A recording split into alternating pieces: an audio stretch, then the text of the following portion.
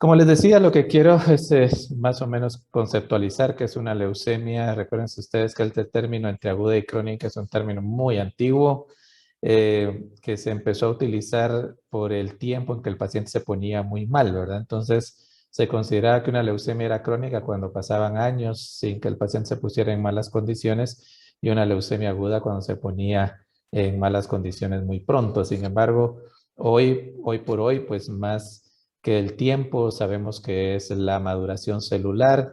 Entonces, la leucemia aguda siempre vamos a hablar de los famosos blastos, de las células más inmaduras a nivel de la médula ósea. Y pues el tiempo ya es un poco relativo. Entonces, cuando hablamos de leucemias agudas, vamos a hablar que siempre la característica es que son los blastos y según la Organización Mundial de la Salud es arriba del 20%. O sea que cuando en una enfermedad vemos arriba del 20% de blastos, vamos a decir que es una leucemia aguda independientemente de cuál sea. Antes con la FAB, la French American British, era arriba del 30%. ¿Verdad? Recuerden que son enfermedades clonales, eso quiere decir que una sola clona es capaz de sustituir la médula sana. Se sustituye la hematopoiesis normal, hay infiltración de órganos extramedulares, también empezamos a ver las células leucémicas en la sangre periférica, que es una de las cosas que más me agrada hacer a mí, que me dedico muchas horas del día a ver estudios de sangre y reportarlos. Entonces, todo esto nos va a ayudar para caracterizar la leucemia aguda en general, ¿verdad? Las características epidemiológicas realmente varían entre linfoide, mieloide, entre los diferentes incluso tipos de variedades genéticas de la leucemia para ver qué variedad celular tiene qué comportamiento epidemiológico, como vamos a ver muy concretamente en el resto de la exposición. Tal vez debo recordarles también que son enfermedades sumamente agresivas. Ustedes están acostumbrados a ver tumores sólidos, que también son bastante agresivos, pero estas enfermedades, por ser tumores líquidos, se vuelven extremadamente agresivas, de manera que podemos tener con un comportamiento clínico completamente distinto, ¿verdad? Ustedes porque desde el principio lo tenemos por todo nuestro organismo, este tipo de neoplasia y eso la hace ser sumamente agresiva, aparte del ataque a la médula ósea, que es preponderante para nuestra subsistencia, ¿verdad? Una vez, hace como 2 años, creo yo, en un congreso, calculaban más o menos cuando un paciente tiene arriba de 100,000 glóbulos blancos en una leucemia aguda, qué cantidad de carga tumoral puede tener un paciente. A mí me impresionó porque habían hecho un cálculo no, en Estados Unidos que más o menos arriba de 100,000 blancos ustedes podían tener entre 5 y 8 libras de tumor si lo lograran juntar la cantidad de blastos. Eso para ustedes que se dedican a tumor sólido ya saben que un tumor de 8 libras, 9 libras, pues es un tumor bastante grande. Imagínense convertirlo en líquido y regado por todos lados. Voy a cambiar de diapositiva. Y esta dice leucemia linfocítica aguda. Sí estamos bien, ¿verdad? Sí, Mauricio, estamos. Perfecto. Bueno, hablando de la leucemia linfocítica aguda, que ya cambié de diapositiva, pues recuerden ustedes que básicamente es precursor de linfoides. Recuerden ustedes que todo lo que es linfoide, pues estamos hablando de linfocitos B, linfocitos T, de células plasmáticas, etcétera. Pero cuando hablamos de leucemia linfocítica aguda, pues debe ser B o T y las más frecuentes es de células B. Esto es lo más frecuente, ¿verdad? Entonces, esta es una leucemia que me encanta dejar esto porque siempre nuestro comportamiento es completamente, pues no completamente distinto, pero sí peculiarmente distinto, diría yo. Es una leucemia muy frecuente en niños. En niños aproximadamente el 80% de las leucemias, mientras que en adultos nos diste esta referencia que es de Estados Unidos entre un 20 y 30%. Sin embargo, yo les podría decir que de mi experiencia en el San Juan de Dios por alrededor de unos 8 años, mirábamos un 50-50, o sea, en el adulto, incluso más, de repente un 60% de linfocítica aguda y un 40%, un 45% de mieloide aguda. Entonces, pareciera ser que nosotros tenemos un comportamiento un poco distinto en comparación de los países como Estados Unidos, Europa. Siempre, pues, la pregunta del paciente, me imagino que a ustedes se las hacen también, que ¿por qué me pasó esto? ¿Cuál es el factor de riesgo? Recuerden que son factores de riesgo prácticamente poblacionales, pero siempre vamos a hablar de la radiación, de la radioterapia, ahora pues con los desastres ambientales como Chernobyl, como Fukushima, probablemente son riesgos muchísimo más altos en estas poblaciones. Se considera que hay ciertos carcinógenos ambientales, sin embargo, están un poco mal definidos y complejamente involucrados, ¿verdad ustedes? Porque pues se mete uno a líos del área comercial del mundo, ¿verdad? Como son todos los pesticidas, insecticidas, etcétera, que pensamos que tiene un impacto grande, sin embargo, difícil de demostrarlo. Si un paciente ha tenido quimioterapia previa o inmunosupresión previa, también está en riesgo. Eso quiere decir que cualquier tumor sólido que ustedes traten, el paciente va a tener mayor riesgo de tener leucemia. Generalmente es mieloide, ¿verdad? Pero siempre se le considera como un factor de riesgo. Algunas otras enfermedades genéticas, como el síndrome de Down, bastante importante, Fanconi, Lifraumeni, que ustedes lo conocerán bastante bien, y otros síndromes que son importantes como una predisposición a la leucemia aguda. Voy a hablar del cuadro clínico en esta siguiente diapositiva. Y recuerden ustedes que prácticamente en el cuadro clínico vamos a tener pues lo que es el síndrome anémico, la deficiencia de glóbulos blancos. Entonces ahí vamos a tener entre fiebre, síntomas catarrales, podemos tener dolores articulares de huesos. Los dolores articulares diría que es preponderantemente en la leucemia linfocítica aguda o linfoblástica, como ustedes le quieran llamar. Por esa infiltración que hay a nivel de de las articulaciones de las leucemias. Hay dolor óseo muy fuerte. He tenido algunos pacientes con dolores bastante intensos en los huesos con una leucemia linfoblástica, ¿verdad? Entonces, esto es una de las características que vamos a ver en esta variedad de leucemia. Y pues bueno, los procesos infecciosos que puedan considerar en un paciente, ¿verdad? Neumonías, PLR. Recuerden que la fiebre en estos pacientes se considera que un 30-40% es por infección y el resto puede ser por la misma leucemia. Entonces, sin embargo, como tienen inmunosupresión, pues está indicado cubrirlos con antibióticos de amplio espectro, ¿verdad? Y obviamente al tener baja de plaquetas, pues vamos a tener todo el síndrome de hemorrágico o de purpúrico, que es muy característico también de la leucemia en algunos estadios o en algunos conteos celulares más bien, ¿verdad? Y puede haber molestias generales como pérdida de peso y malestar general. En esta otra diapositiva lo que trato de hablar es acerca del examen físico. Y vean ustedes que tal vez en la leucemia linfoblástica es donde mayores manifestaciones van ustedes a tener. Si reciben un paciente en urgencias, pues es lo clásico es que vamos a tener los órganos linfoides infiltrados, vamos a tener ganglios por todos lados. Esta es una de las características. Generalmente son chiquititos, no son tan grandes como un linfoma, son ganglios un poco más pequeños en cuello, supraclaviculares, en cualquier región que tengamos del cuerpo. Esplenomegalia podemos palpar también, hepatomegalia en algunas ocasiones. Si hacen una radiografía de tórax y ven una masa mediastinal, piensen que sea de células T. Es una de las características de la leucemia linfoblástica de células T, estas masas mediastinales. Y recuerden ustedes que la leucemia linfoblástica es la que se logra penetrar en el sistema nervioso central. Entonces, es posible que tengamos manifestaciones neurológicas, ¿verdad? Hasta un tercio de paciente, un poquito más, vamos a tener infiltrado el sistema nervioso central a la hora del diagnóstico. Entonces, vamos a tener cualquier pues, de los síntomas neurológicos como cefalea, rigidez de cuello, puede haber vómitos en proyectil, alteraciones de la conciencia, en fin, pero muchos son asintomáticos y los vamos a diagnosticar hasta que hagamos la punción lumbar y en donde vamos a demostrar la presencia de blastos, ¿verdad? Entonces es bien importante esta característica en las linfoblásticas.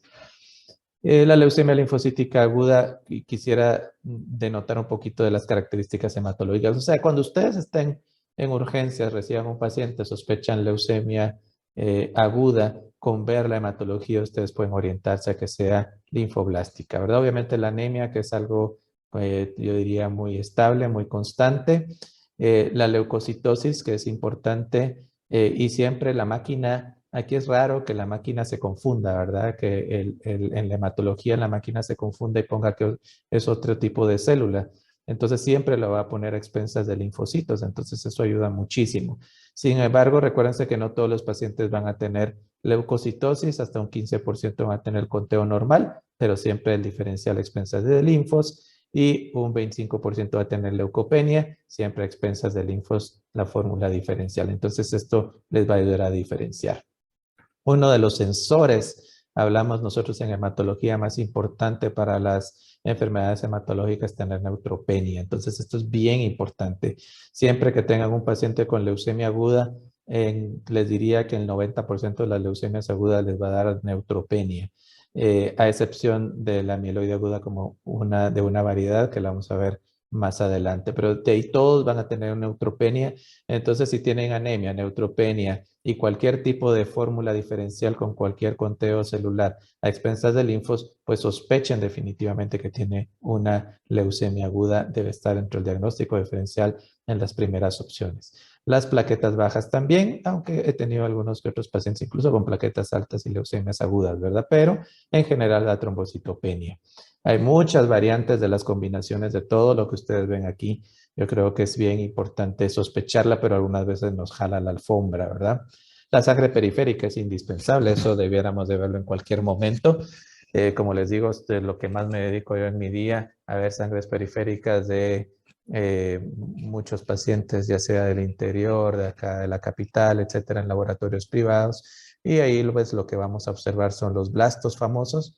Recuerden ustedes que aquí no hay un porcentaje de blastos, con que ustedes vean un par de blastos, ya eso no es normal, ¿verdad? Entonces ya nos hace sospechar que el paciente está sufriendo de un proceso leucémico agudo, ¿verdad? Aunque esto hay que tomarlo en mucha reserva. Obviamente, cuando ustedes ven 100,000 blancos y de los 100,000 blancos todos son blastos, pues esto es muy fácil, ¿verdad? Pero cuando ya ven una paciente, por ejemplo, con 2,000 glóbulos blancos, como me tocó la semana pasada, y ven 3, 4 blastos, entonces solo uno sospecha que hay algo que está pasando y se tiene que confirmar con, obviamente, médula ósea.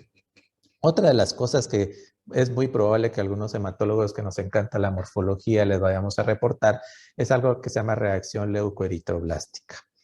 Y la reacción leucoeritroblástica no es más que ver normoblastos, o sea, células nucleadas, células rojas nucleadas, y también vemos células intermedias en la sangre periférica, y esto nunca es bueno, ¿verdad?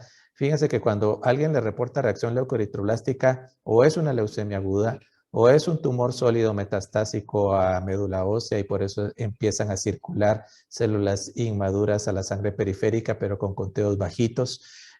O bien, por ejemplo, es VIH con hongos a nivel de la médula o tuberculosis también en la médula ósea. Todo eso da la reacción leucoeritroblástica, muy raramente procesos infecciosos severos de esos de terapia intensiva, pero hay que sospechar en una reacción leucoeritroblástica y en un cuadro clínico clásico que sea una leucemia aguda y en una persona mayor que probablemente tenga una fosfatasa alcalina elevada, dolor óseo, pues hay que sospechar que no sea un cáncer de tumor sólido metastásico a hueso, ¿verdad? Entonces, todo esto nos ayuda a ya tener argumentos, ¿verdad? DHL también como marcador tumoral, pero si no se diagnostica por sangre periférica, seguramente si ustedes siguen sospechando que es una médula ósea. Y esto es el diagnóstico, ¿verdad? El diagnóstico se hace puramente un aspirado de médula ósea, si quieren con biopsia de hueso, para poder ver toda la morfología y poder definir que si el paciente tiene una leucemia aguda y de cualquier tipo. Entonces, luego de hacer estos estudios en médula, como me enseñaron a mí, es donde uno tiene que decir morfológicamente, como ven en esta diapositiva, qué tipo de leucemia linfoblástica es. Entonces, según la FAB, que ya es una, pues que se va quedando en la historia, pero a los que nos dedicamos a la morfología nos sigue gustando, podemos decir que hay una L1, L2 y L3. L1 es de blastos pequeños, L2 hay de distintos tamaños y hay estos blastos que se llaman en forma de espejo de mano o en raqueta, como ustedes lo quieran ver. Parecen de esos espejos de mano antiguos con que se miraban y se peinaban las mujeres antes. Ahora casi no lo usan, ¿verdad? Ahora usan el espejo del vehículo o el del celular, como me dijo una mi alumna. Entonces, generalmente estas morfologías las vemos en la L2 y la L3, que es la tipo Burkitt, que esta es una muy fácil de distinguir, muy rara de ver, que son ya blastos muy grandes, que todos son intensamente vacuolados con un citoplasma intensamente basófilo y esta es la leucemia tipo Burkitt o L3, ¿verdad? Que es realmente morfológicamente muy, muy bonita y hay que diferenciarla del linfoma de Burkitt en fase leucémica también, aunque es un poquito a veces complicado de hacerlo. Sin embargo, aquí nos estamos quedando solo en la morfología y recuerden ustedes que ahora hacemos citometría de flujo, como ven en esta diapositiva, y ven que hay diferentes formas de células B. También nos ayuda a distinguir si es células T. Yo creo que la citometría de flujo, por lo menos cuando nos sentábamos con el doctor Julio Cáceres, que nos encanta el microscopio, era muy difícil decir, bueno, la citometría de flujo me va a sacar de apuros para saber qué tipo de leucemia es. Realmente ya sabíamos qué tipo de leucemia, sin embargo, nos ayuda para ver qué marcadores expresa la leucemia y hay ProB común, PreB y B madura, y así como hay de linfocitos T. También la citometría de flujo nos sirve mucho porque estos son los marcadores que ustedes van a seguir durante el tratamiento para ver enfermedad mínima residual. Que recuerden ustedes que es ese monitoreo de unas cantidades muy, muy, muy, muy bajas de células leucémicas que influyen en el pronóstico del paciente. Entonces, para eso sirve también la citometría de flujo.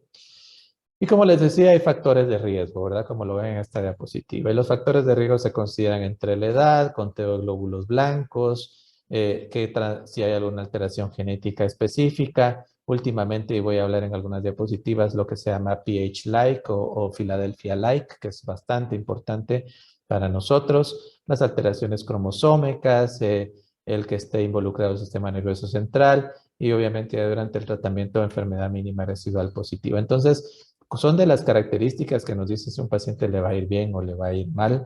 Sin embargo, pues se vuelve mucho más completo.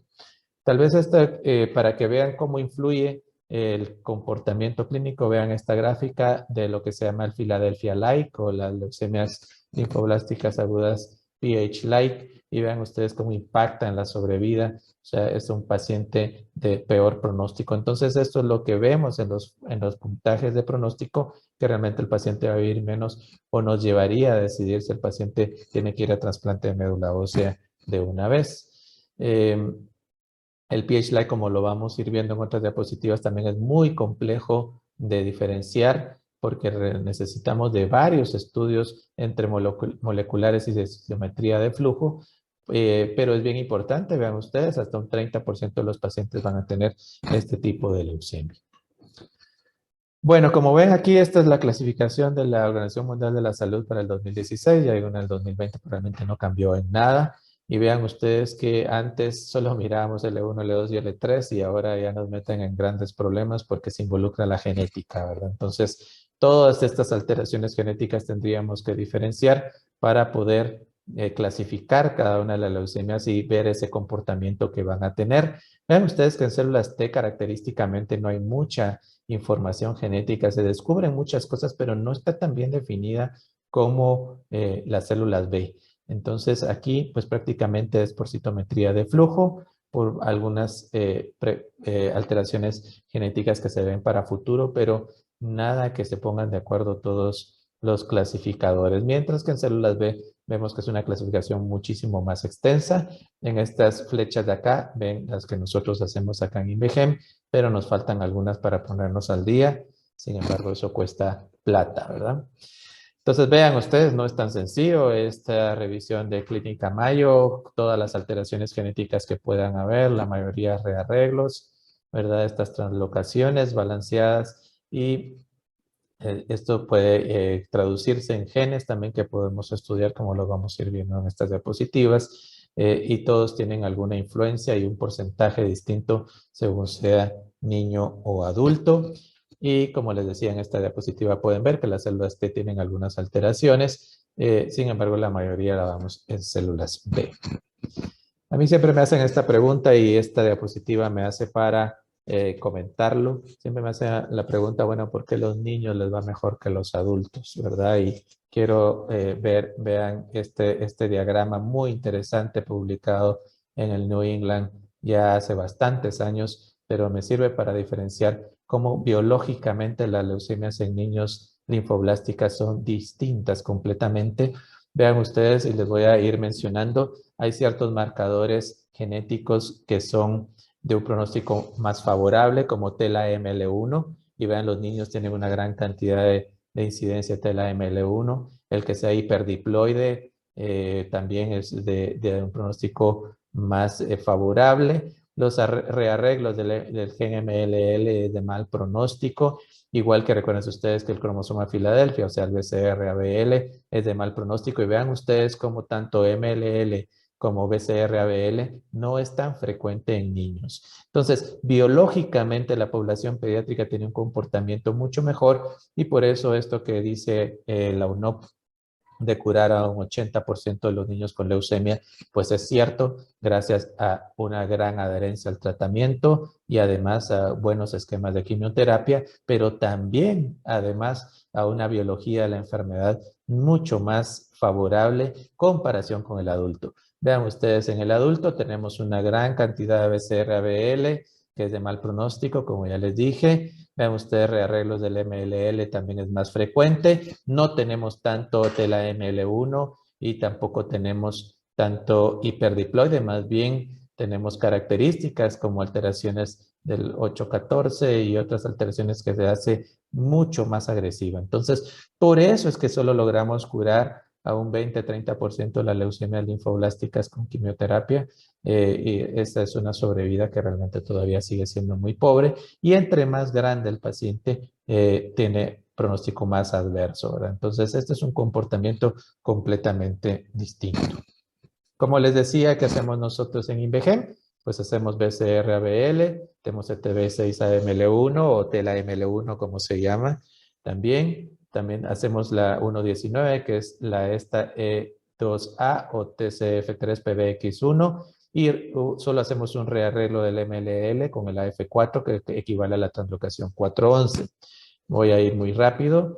Y el cromosoma Filadelfia, que recuerden ustedes que un 30% y a medida que va avanzando en la edad, hasta un 50% de los pacientes puede tener cromosoma Filadelfia y es de mal pronóstico. Generalmente el transcrito que vamos a ver, o sea, la proteína, es una proteína pequeña, es de 190 de tamaño. La 200 que es más frecuente en mieloide crónica, aunque podemos tener también la P210. Entonces la P190 es la que más vemos en linfoblástica aguda, y también lo importante es que si la diagnosticamos, pues a la quimioterapia se le debe agregar dasatinib, imatinib, ponatinib, ¿verdad? Cualquiera de los TKI contra el BCR-ABL. Y solo les recuerdo que no hay que confundir con el Philadelphia-like, como lo vamos a ver más adelante cuáles son sus características.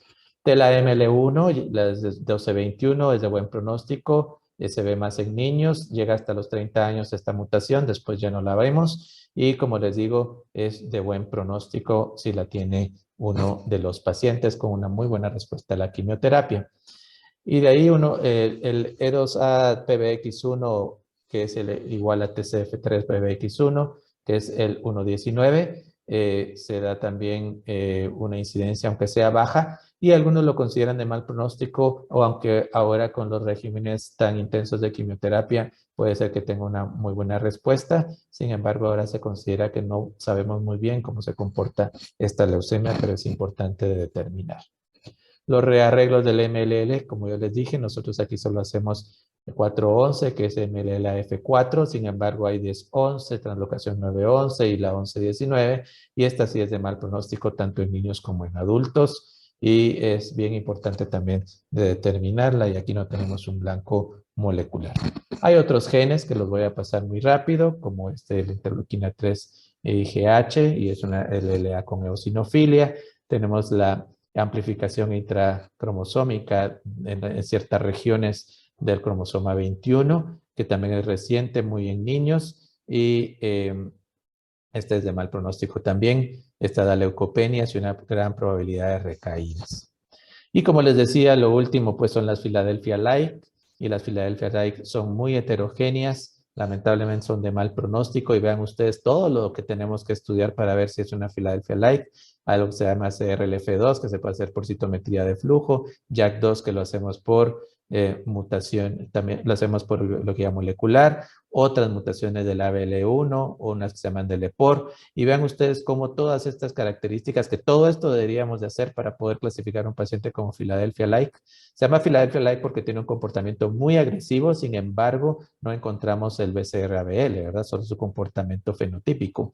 Entonces, vemos que en la niñez, en la adolescencia, en los adultos jóvenes, hay diferentes incidencias de estas mutaciones y lo hace muy importante porque en algunos podemos tener algún tipo de tratamiento como ruxolitinib, como dasatinib y algunos otros que se están ensayando.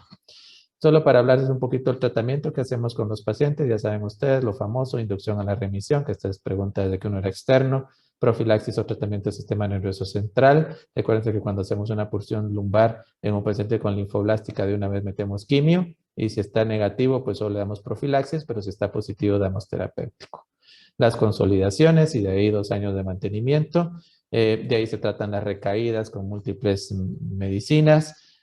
También se considera el trasplante de médula ósea y lo importante que les decía era el Philadelphia positivo porque tiene un blanco molecular. Y solo pues para hacer un pequeño recordatorio, recuérdense que aquí en estas leucemias es donde están los famosos CAR T cells, que son estas receptoras, células T con unos receptores quiméricos, ¿verdad? En el cual ustedes lo que hacen es programar esas células T para que ataquen. Generalmente es contra el CD19, que se dieron cuenta que en sintometría de flujo están altamente expresados en las linfoblásticas. Entonces ustedes programan las células T para que ataquen a las linfoblásticas agudas. Ahorita actualmente se hace en recaída y lo que ustedes es llevar a un paciente, le hacen aféresis, el cultivo de células T, les transducen el antígeno contra el CD19 y hacen que esas células T vayan dirigidas, otra vez se lo ponen al paciente, en contra de la leucemia aguda, y van a hacer una tormenta de citoquinas y probablemente muy fuerte, y con eso pues va a entrar en remisión el paciente en múltiples estudios y les está yendo pues considerablemente bien, aunque siempre al final hay recaídas y escapes de las famosas células CAR. Hablando de leucemia mieloide aguda, que es la segunda parte, pues vamos a ver muy importantemente que es mucho más heterogénea. No sé si es tan frecuente en Guatemala, como les venía diciendo, y algunos síndromes que también se relacionan con esta enfermedad. Y también es importante que es secundaria a una mieloide crónica, secundaria a una mielodisplasia, secundaria a una neoplasia mieloproliferativa, a una hemoglobinuria paroxística nocturna. Entonces, y las terapias relacionadas, ¿verdad? Que es relacionada con quimioterapia previa en exposición. Entonces, los factores de riesgo, pues lo que les dije, la quimioterapia, radio, fumar, exposición a ciertos solventes como el benceno. El cuadro clínico, pues ya lo conocen ustedes, ya no voy a redundar en él porque es exactamente igual. Sin embargo, al examen físico vamos a ver que hay una gran infiltración en las encías, en las mieloides agudas. Cuando vean hepatomegalia y esplenomegalia, infiltración de encías, piensen en las componentes monocitoides, la M4, la M5. Pueden haber masas verdaderas, o sea, imagínense, se consideran que es de mal pronóstico cuando ustedes ven masas de células leucémicas para que ganen ese comportamiento, ya dejar de ser, perdón, para dejar de ser solamente un tumor líquido, sino a presentar masas, son agresivas estas enfermedades en sí. Y si hay un sangrado inusual con tiempos prolongados, con coagulación intravascular diseminada, piensen siempre en la variante promielocítica. Entonces, morfológicamente, vean ustedes, es mucho más heterogénea. Vamos desde el M0 hasta el M7. M0 solo la podemos distinguir con citometría de flujo, pues totalmente indiferenciada. La M1 es que ustedes ven que no hay progresión a neutrófilos. La M2 que sí hay una progresión a neutrófilos. La promielocítica, que es la que se comporta con coagulación intravascular diseminada. Las dos con componentes monocíticos. La M4 que es la mielomono, la monocítica, la eritroleucemia y la megacarioblástica. Entonces, toda esa es la clasificación por FAB. También se puede hacer la citometría de flujo, etcétera, ¿verdad? Pero en general debiéramos de hacer un cariotipo en estas leucemias porque nos da bastante información aunque un 50% de los cariotipos pueden ser normales. Yo creo que en el futuro, como estamos tratando de incursionar ahorita nosotros en el instituto, todo lo que es secuenciación masiva en todas las neoplasias mieloproliferativas agudas o crónicas o como sean, nos va a dar muchísima más información, como lo vamos a ver más adelante. Vean, esta es la clasificación de la Organización Mundial de la Salud para todas las leucemias mieloides agudas y también tiene un montón de anormalidades genéticas recurrentes y estas tres son las que hacemos nosotros, más otras alteraciones. Aquí incluso vemos algunas alteraciones que son germinales como SERPA, que eso ya se nace con esas alteraciones y una veces se pierde el otro alelo que está sano y por lo tanto eso es lo que puede disparar la leucemia también. Bueno, nosotros hacemos, como les decía, la RUNS1, RUNS1T1 o AML1-ETO, la PMLR-alfa, esta que es la equivalente a inversión de cromosoma 16, que es la CBF-MYH11, y luego hacemos algunas que no están en la Organización Mundial de la Salud, pero consideramos que es importante porque confieren mal pronóstico. La ML1-ETO es un pronóstico favorable, esto es parte de una que se llama Core Binding Factor, y se considera que hay una muy buena respuesta al tratamiento y una de las consideraciones es que son pacientes que pudiéramos esperarnos una recaída para trasplantarlos porque tendríamos la oportunidad de que se curaran solo con la quimioterapia.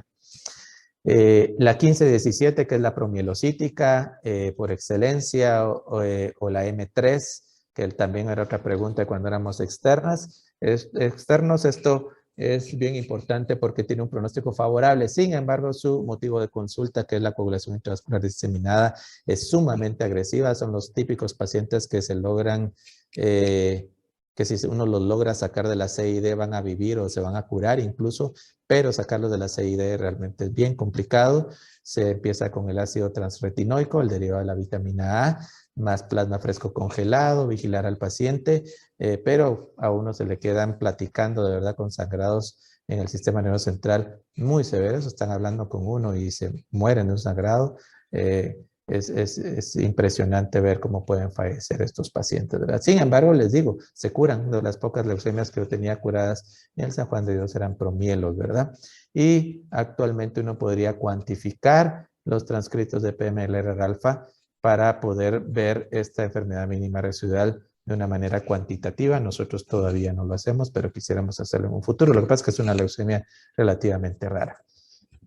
La inversión de cromosoma 16 es de pronóstico favorable.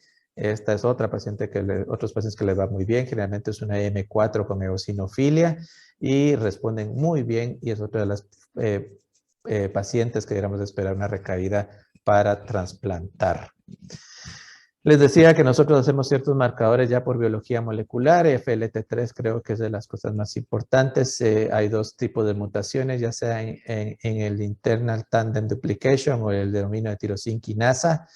Son dos mutaciones en este FLT3 y FLT3, que es una tirosina quinasa, es muy importante porque nos dice de mal pronóstico. Incluso, por ejemplo, aquí hemos tenido algunos promielocíticas más FLT3 y realmente se comportan muy mal, o inversión cromosoma 16 más FLT3 y les va muy mal a los pacientes. Entonces, una alteración genética de buen pronóstico con una molecular de mal pronóstico anula el buen pronóstico y se comporta muy agresivamente. Sin embargo, ¿por qué la empezamos a hacer? Porque nosotros pensamos que iban a venir los medicamentos contra la FLT3 muy pronto. Sin embargo, todavía no vienen a Guatemala. Yo he estado siempre insistiendo en la Novartis, que tenemos desde como 5 años esta prueba y no hay modo que traigan la midostaurina, que es de Novartis, para que los pacientes puedan tener los tratamientos adecuados. Sin embargo, vean ustedes que ya hay muchísimos más, incluso algo que ustedes conocen muy bien, el sorafenib, que tiene actividad muy importante contra la FLT3.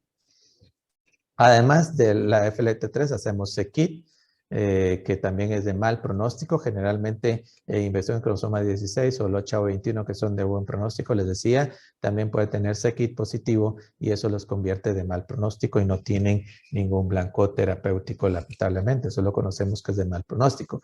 Lo importante es que si estuviéramos en un país desarrollado, estos pacientes con estas mutaciones debieran de ir a trasplante de médula ósea una vez tuviesen un donador compatible.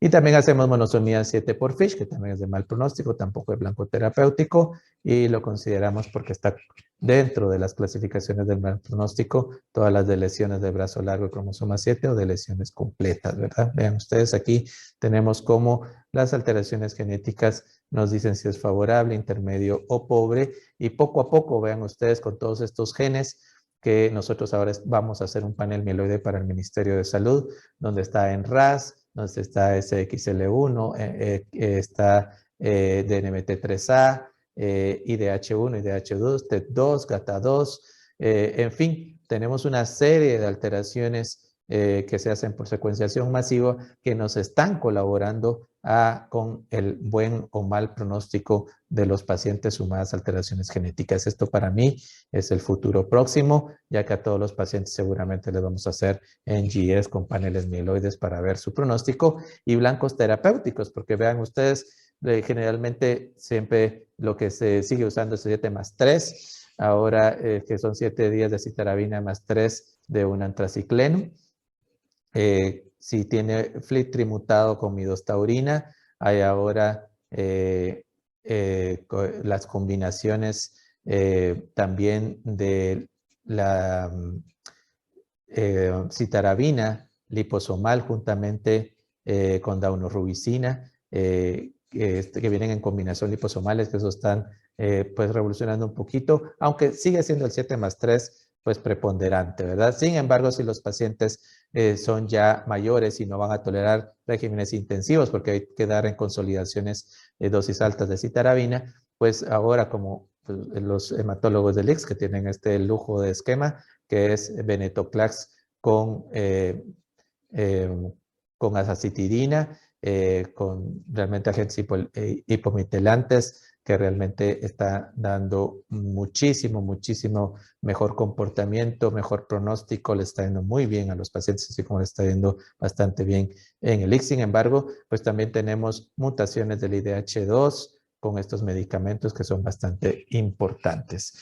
Entonces vean ustedes que de esquemas un poco, como diría esta expositora cuando vi esta diapositiva, esquemas un poquito más aburridos, como un 7+3, ya con todas las mutaciones vamos a poder dar más toppings por helado, de manera que vamos a tener regímenes muchísimo más atractivos de combinaciones de medicamentos moleculares con quimioterapia que van a dar muchas mejores respuestas.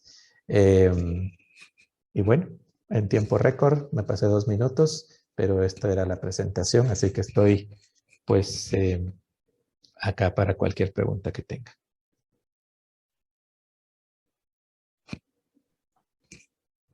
Gracias, Mauricio.